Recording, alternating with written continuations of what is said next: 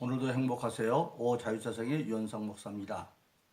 오늘은 요한복음 4장 23절로 24절에 있는 말씀을 중심으로 해서 신령과 진정으로 드리는 예배 그 두 번째 시간으로 하나님의 보좌를 움직이는 찬양이라고 하는 제목으로 잠시 은혜를 나누고자 합니다. 하나님은 우리 신앙인들을 사랑하시고 축복하시는 하나님입니다. 그런데 그 가운데서 특별히 신령과 진정으로 예배하는 자들을 찾아서 하나님은 더 큰 축복으로 함께 주십니다. 그래서 우리 모든 신앙인들은 신앙생활을 하는 데 있어서 가장 중요한 것이 하나님 앞에 인정받는 예배, 즉 신령과 진정으로 예배함으로 하나님께서 약속하시고 이루신 모든 영적 은혜를 받을 수가 있습니다. 그 모든 영적 은혜를 받으면 우리가 잘 아는 대로 영혼이 잘 뛴 같이 범사가 잘 뛰고 강건의 은혜가 누려집니다. 영혼이 잘 뛰는 것은 하나님과 관계가 잘 뛰는 것이고 범사가 잘 뛰는 것은 하나님과 영적 관계가 잘 되면 범사, 우리들의 일상의 생활이 잘 뛰고 그 다음에 세 번째는 강건하기를 원한다. 그 잘 뛴 것을 감사함으로 누릴 수 있는 삶이 보장되는 것을 우리에게 말하고 있는 것입니다. 바로 이 모든 것이 어디에 있느냐? 하나님 앞에 인정받는 신령과 진정으로 예배하는 자가 되어졌을 때에 그러한 하나님의 축복이 우리 생활 가운데 이루어진다고 하는 사실입니다. 그래서 우리는 무엇보다도 예배에 승리하는 신앙이 되어야 됩니다. 그래서 오늘은 그 신령과 진정으로 드린 예배 가운데 지난 시간에 기도에 대해서 말씀을 드렸고 오늘은 하나님의 보좌를 움직이는 찬양이라는 제목으로 잠시 은혜를 나누고자 합니다. 찬양은 한마디로 말하면 구원받은 자에게 하나님 주신 특별한 영적 특권입니다. 그래서 에베소서 5장에 보면 구원받은 자들은 마음으로 주께 찬양해라 그렇게 말했습니다. 어떤 마음으로? 이제까지 구원해 주신 하나님의 은혜에 감사하고 감격하는 마음으로, 그리고 앞으로 우리에게 더 주실 영원한 하늘나라기까지 이르는 그 소망에 대한 믿음의 감사를 가지고 마음으로 찬양해라. 입술의 찬양이 아니라 마음으로 깊이 찬양하라고 하는 사실입니다. 그래서 찬양은 우리가 보면 성경에 보면 첫 번째로 받은 은혜에 감사하며 찬양하는 것이 많이 있습니다. 구약의 대표적인 예로는 이스라엘 백성이 홍해를 건너고 난 뒤에 하나님은 나의 힘이고 나의 반석이고 구원이고 하면서 찬양하는 받은 은혜에 감사하는 찬양. 또 다윗이 사울의 그 수많은 핍박을 10여 년 동안 견디고 이긴 뒤에 그 과정에서 드리는 찬양, 이런 것들이 바로 하나님을 영화롭게 하는 찬양입니다. 뿐만 아니라 우리에게 정말 하나님을 영화롭게 하는 찬양은 하나님에 대해서 절대 믿음을 가지고 하나님을 알고 하는 찬양입니다.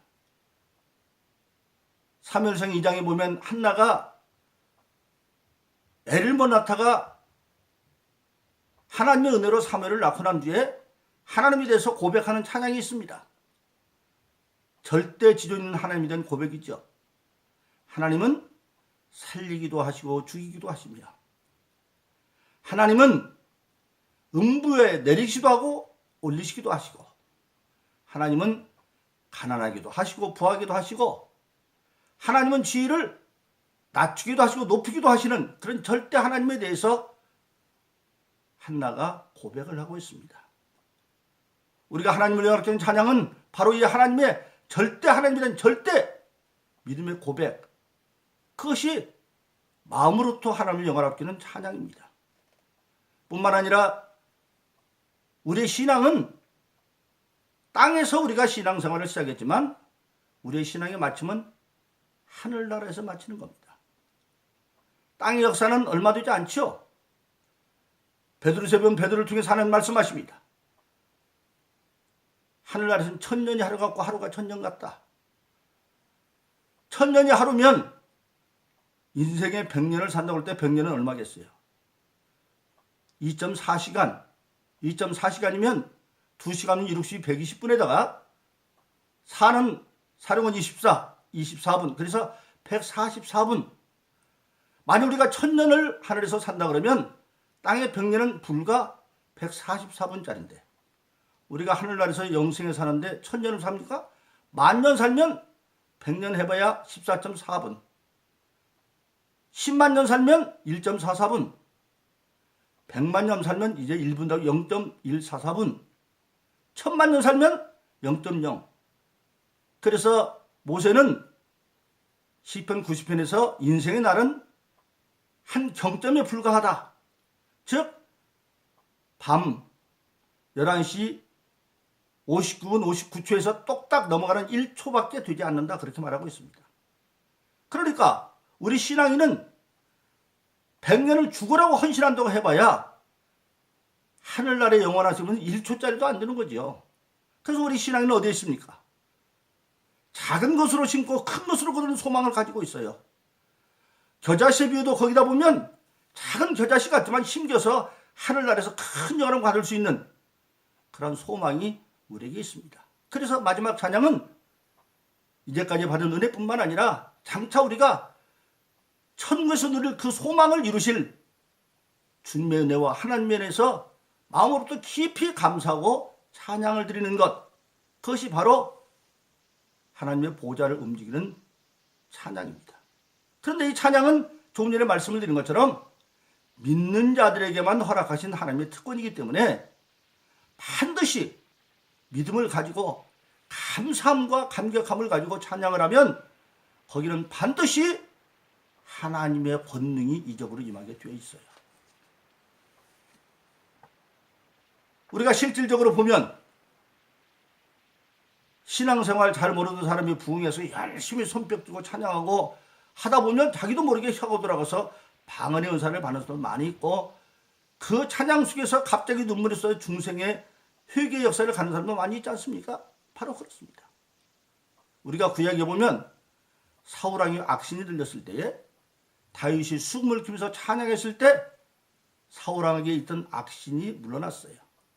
찬양은 하나님 앞에 온전한 믿음을 가지고 드리는 영광의 찬양은 하나님의 임재가 임하기 때문에 악한 것들을 몰아낼 수 있는 권세가 일어나는 거예요. 그래서 믿음의 찬양은 반드시 하나님의 권세가 이적으로 임하도록 되어 있습니다. 또 여러분 보세요. 사도행전 16장에 보면 바울 사도가 2차 세계 선교여행을 계획하라고 출발하는데 예수의 영이 허락하지 않는다 그랬어요.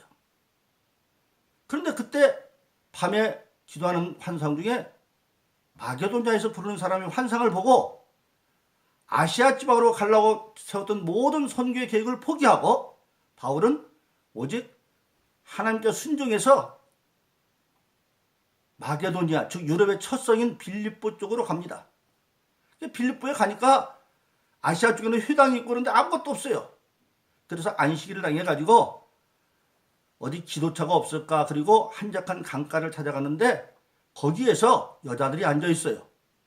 그때 바울과 실라가 여자들에게 전도를 했는데 그 가운데 비단 자주장인 루디아라고 하는 사람이 은혜를 받고 예수를 믿어서 그 가족들이 다 믿고 이제 우리 집에서 교회를 시작하자. 그래서 빌립보의 가정교회가 루디아 집에서 시작이 됩니다.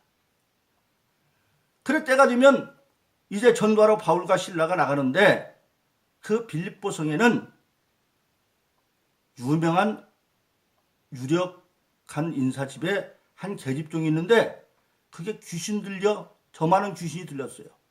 우리나라만 쪽집게 점쟁이 귀신이 들어가가지고 얼마나 점을 잘해서 잘 맞추는가 몰라요. 그러니까 사람들이 복채를 많이 들고 와서 그 주인을 크게 부자되게 하는 사람이에요. 그런데 그 계집종이 바울과 실라가 전도하러만 가기만 하면 쫓아와가지고 뭐라고 그러냐면 저 사람들은 지극히 높은 하나님의 종으로 너희들에게 구원을 전하는 사람이다. 어떻게 보면 귀신도 하는 게 기분이 좋을 것 같죠? 아니에요. 하나님은 하나님의 이름이 망령도 일컬기를 원치 않아요. 그래서 한두 번 아니고 여러 날 그러니까 처음에는 바울이 그걸 유력한 집의 계집종이고 또 그 사람 때문에 그 주인이 돈을 많이 버니까 부딪히지 말자. 그래서 피했는데 자꾸 따라오고 그러니까 바울이 더 이상 참지 않냐고 그 계집종에게 명령을 했어요. 내가 나사렛 예수님만이 귀신 나오고 다시 들어오지 말아라. 그러니까 그 계집종에서 귀신이 나가니까 다시는 그 계집종이 점을 못해요. 그러니까 주인은 이제 돈벌이가 끊어진 거죠. 그래서 어떤 놈이 와가지고 내 돈벌이를 끊어 가 들어봤더니 그 사람 지금 황당무계한 소리를 하는 거예요. 뭐 남자도 없이 태어난 게 예수라느니 죽었다가 살아났다느니 하늘에 올라갔다느니 그래서 그 사람이 야 이거 혹세무민이라는 백성들을 혼란하게 만드는 사람이다. 그래서 그 유력한 사람이 관원에 고발을 하고 힘을 실어주니까 관원들이 잡아다가 바울과 실라를 죽도록 패가지고 밤에 깊은 감옥에 가두었어요. 깊은 감옥, 중교인들만 들어가는 감옥입니다. 지하 감옥에 가뒀어요. 그런데 그 밤에 바울과 실라가 오히려 하나님께 기도하고 찬미했어요. 여러분 생각해 보세요. 왜 바울과 실라가 언뜻 생각하면 하나님의 복음을 전한다고 왔다가 나쁜 일도 안 했는데 이렇게 매맞고 와서 하나님 원망할 것을. 그러나 바울과 실라의 신앙은 이미 그것을 뛰어넘었어요. 자기들이 이렇게 매맞고 감옥에 있는 것조차도 하나님이 원하는 일을 하다 그랬으니까 감사함으로 내가 이런 고통 가운데서도 하나님 주신 사명을 포기 않게 해준 그 믿음 주신 것에 감사해서 찬미를 했어요. 찬양을 했어요. 아 그랬더니 지진이 막 일어나가지고 옥문이 다 열려버렸어요.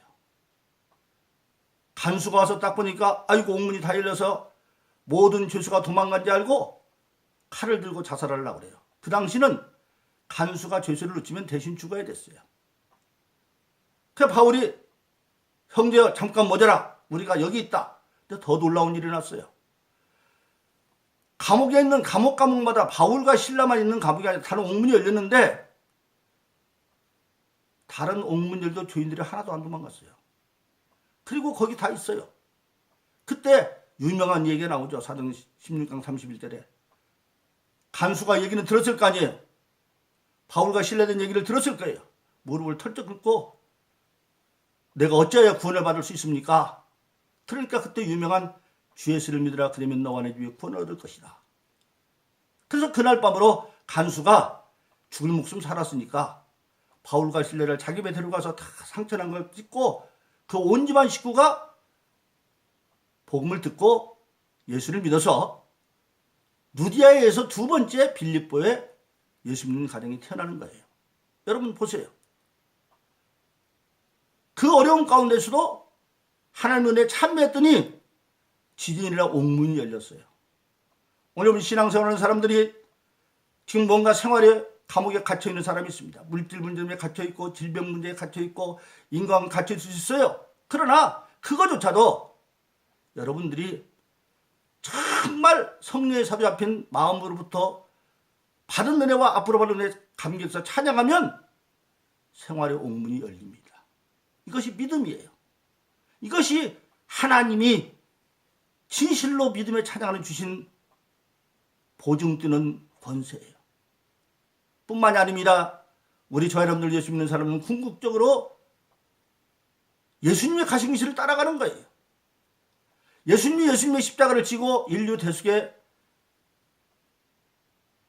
사명을 이룬 것처럼 우리들도 우리에게 주신 사명이 있어요. 그래서 예수님 마태복음 16장 신앙 고백하는 제자들에게 아무든지 나를 따르려거든 자기를 부인하고 자기 십자가를 지고 나를 따를지니라 그렇게 말했어요. 우리에게도 우리에게 주신 사명의 십자가가 있어요. 그런데 그 사명의 십자가는 쉽지 않죠. 예수님이 잡히던 밤에 제자들과 성만찬을 마치고 겟세마네로 참배하며 갑니다. 그런데 그 마음은 제자들에게 내 마음이 고민하여 죽을 지경이다. 마음은 고민하여 죽을 지경인데도 불구하고 예수님은 참매해 나가고 피땀 흘리는 기도를 통해서 마침내 자기 십자가를 승리하는 것을 우리가 알게 되어지는 것입니다. 바로 그렇습니다. 저 여러분들 모든 신앙인들에게는 내가 아니면 안 되는 내 자기 십자가가 있습니다. 부처교로 교회에서 목사의 사명도 있고 장로님의 사명도 있고 권사님들의 사명도 있고 집사님들의 사명도 있고 그 가운데에서도 각각 맡은 사명이 있는데 그게 자기 십자가입니다. 근데 그 자기 십자가는 쉬운 길이 아니죠. 때로는 십자가를 지는 것 때문에 생활과 부딪혀서 마음에 정말 심히 고민스러워 죽을 지경 같은 때도 있습니다. 그럴지라도 주님이 겟세마네에 참여하며 나감으로 승리한 것처럼 우리가 하나님 앞에 드러나 있다. 코람되어 하나님이 나를 보고 계신다. 그래서 우리가 하나님께 의지하고 마음속으로 깊이 이제까지 받은 은혜에 감사하면서 그 사실을 놓고 깊이 찬양하면 하나님은 우리의 사명의 십자가를 질 수 있는 힘을 주시는 겁니다. 사랑하시는 여러분, 바로 그렇습니다. 오늘 저 여러분들이 하나님 앞에 인정받는 찬양은, 하나님의 보증받는 찬양은 반드시 하나님의 권세 이적이 따르게 되어 있습니다. 내가 열심히 찬양하면 오히려 악신들 됐던 자들이 내 찬양으로 물러가기도 하고, 내 생활에 빌립보와 같은 그런 어려움이 있어도 믿음을 가지고 찬양하면 옥문이 열리듯이 나를 결박했던 분들이 열리고, 그리고 내가 감당할 사명의 십자가 무거울지라도 마음에 고민할 지글지글이라도 주님 본받아서 오히려 찬미하고 나아가면 마침내 승리의 길로 인도해 주시고, 주님께서 그 어려운 십자가 상에서 고난받으면서도 고난만 참으셨습니까? 아니죠.